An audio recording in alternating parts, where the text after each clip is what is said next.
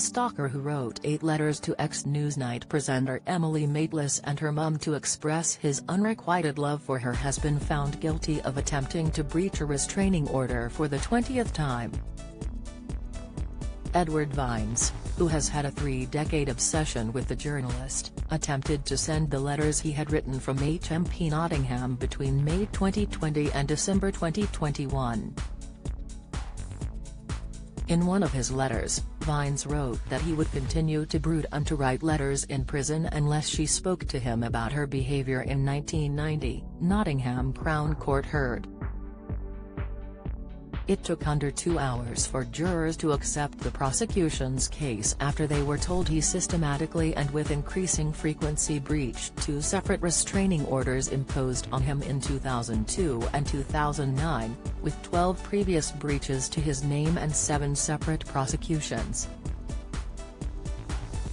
Vines previously stood trial in October last year, and after proceedings were halted due to medical issues he wrote 2 further letters in which he attempted to blame the journalist for not admitting to being attracted to him.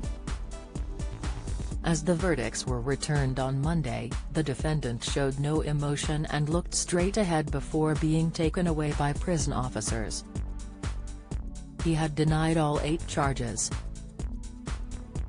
Ms. Maitlis interviewed the Duke of York in 2020, which led to Andrew stepping back from official public duties after criticism over his unsympathetic tone and lack of remorse about his friendship with disgraced financier Jeffrey Epstein.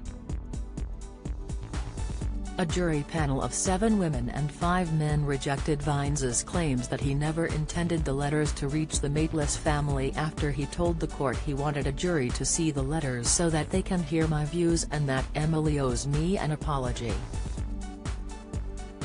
Vines had told the court he was trying to perfect the art of letter writing and that he wanted to have that moment so we can finish this war.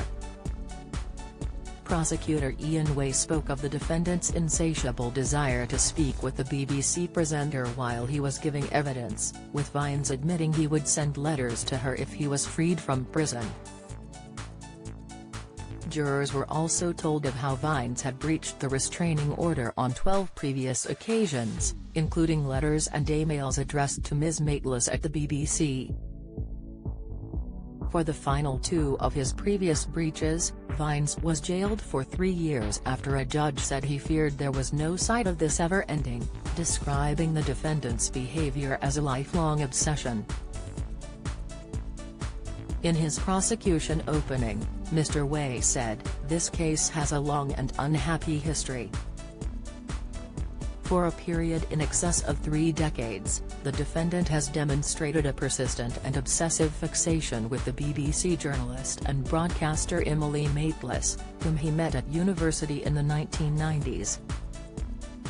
His compulsive behaviour towards her resulted in a conviction against him before the West London Magistrates Court on September 19, 2002 for pursuing a course of conduct which amounted to harassment." Mr. Way continued, his persistent behavior towards her resulted in a conviction against him.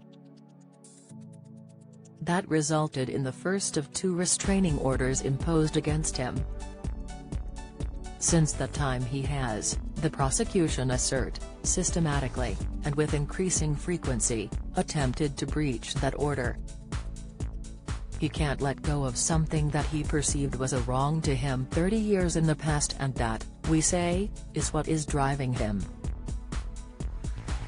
Adjourning sentence until September 5, Judge Mark Watson told Vines, "I'm not going to deal with you now because I want to know what the impact of your repeated efforts to breach this order have been. You can expect to receive a lengthy prison sentence.